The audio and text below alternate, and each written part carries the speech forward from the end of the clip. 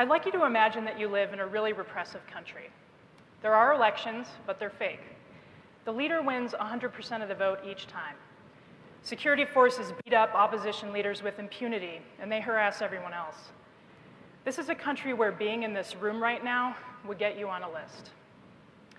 Now let's say you've had enough, and so have many other people that you talk with in low whispers. Now, I'm not talking about the Hunger Games, although that would be awesome. Unfortunately, I'm talking about real-world conditions that many people face right now. So assuming you've decided to act, what would be the best way for you to challenge the system and create something new? My own answer to this question has changed over the past few years. In 2006, I was a PhD student here at CU Boulder studying political science, and my dissertation was on how and why people use violence to create political change in their countries. As for the scenario I just described, well, back then I bought into the idea that power flows from the barrel of a gun, and what I would have said was that although it was tragic, it was logical in such situations for people to use violence to seek their change. But then I was invited to an academic workshop put on by the International Center on Nonviolent Conflict. They were giving a week-long primer on nonviolent resistance to try to get people like me to teach about it in our classes. Now, my view of all of this at the time was that it was well-intentioned but dangerously naive. I mean, the readings they sent me in advance argued that the best way for people to seek really difficult political changes was through nonviolent or civil resistance. They described civil resistance as an active form of conflict where unarmed civilians would use tactics like protests, boycotts, demonstrations, and lots of other forms of mass non-cooperation to seek change. They brought up cases like Serbia, where a nonviolent revolution toppled Slobodan Milosevic, the butcher of the Balkans, in October of 2000, and the Philippines, where the People Power movement ousted Ferdinand Marcos in 1986. At the workshop, I said stuff like, well, those were probably exceptions. For every successful case you guys bring up, I can think of a failed case like Tiananmen Square. I can also think of plenty of cases where violence worked pretty well, like the Russian, French, and Algerian revolutions. Maybe nonviolent resistance works if you're seeking environmental reforms, gender rights, labor rights, but it can't work generally if you're trying to overthrow a dictator or become a new country. And it definitely can't work if the authoritarian leader you're facing is not incompetent, is somebody who's really brutal and ruthless. So by the end of the week, as you can imagine, I wasn't very popular. But my soon-to-be co-author, Maria Steffen, came up to me and said something like, if you're right, why don't you prove it? Are you curious enough to study this in a serious way empirically? Now, believe it or not, nobody had really done that before systematically. And although I was still skeptical, I was curious. I figured that if they were right and I was wrong, somebody better find out.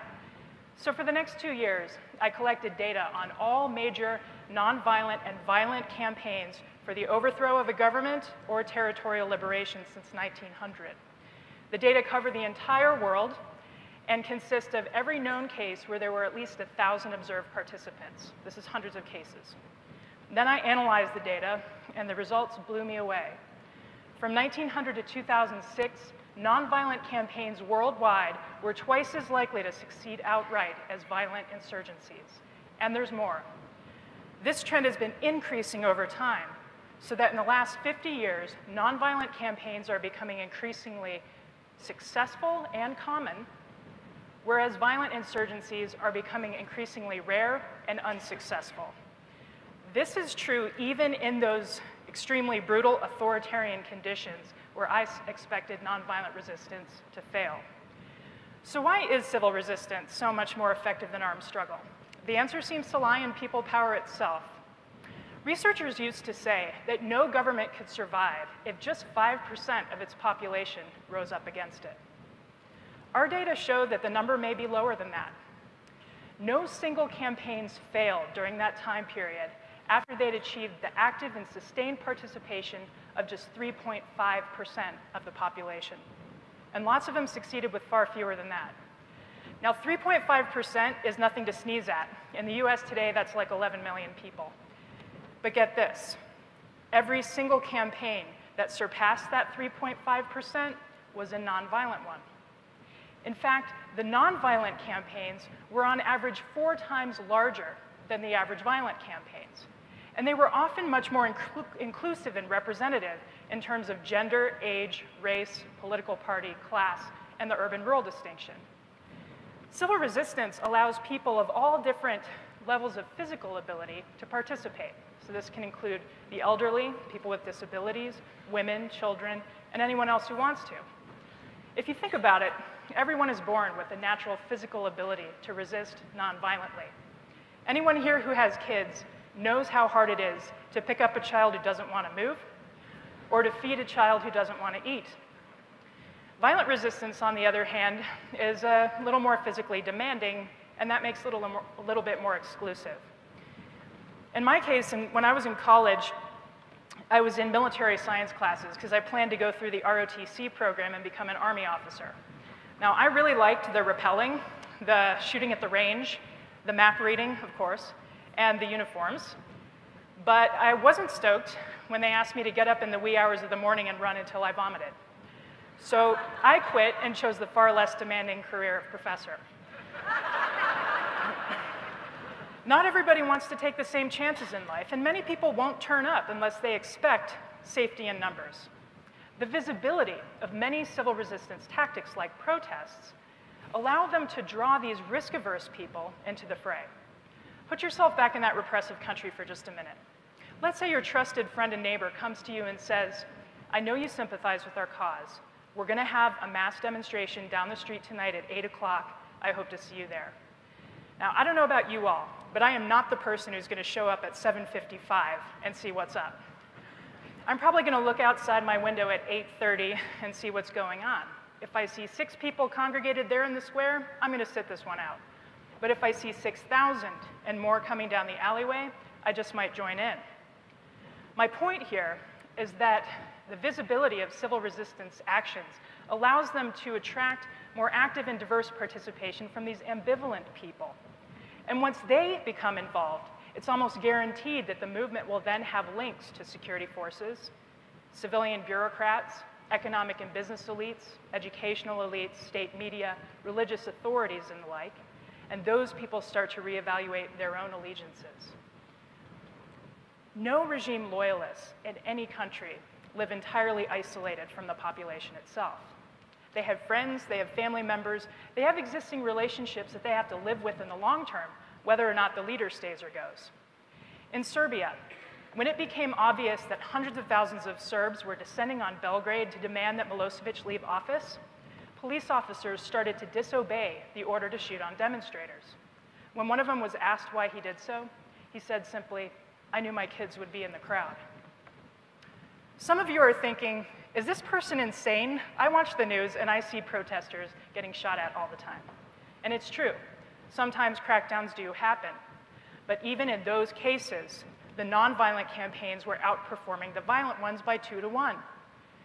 It turns out that when security forces beat up, arrest, or even shoot unarmed activists, there is indeed safety in numbers.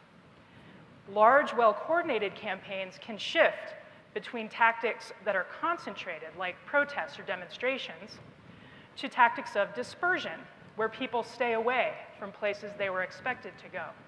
They do strikes. They bang on pots and pans. They stay at home. They shut off their electricity at a coordinated time of day. These tactics are much less risky. They're very hard, or at least very costly to suppress, but the movement stays just as disruptive. What happens in these countries once the dust settles? Well, it turns out that the way you resist matters in the long run, too. Most strikingly, countries in which people wage nonviolent struggle were way more likely to emerge with democratic institutions than countries in which they wage violent struggle.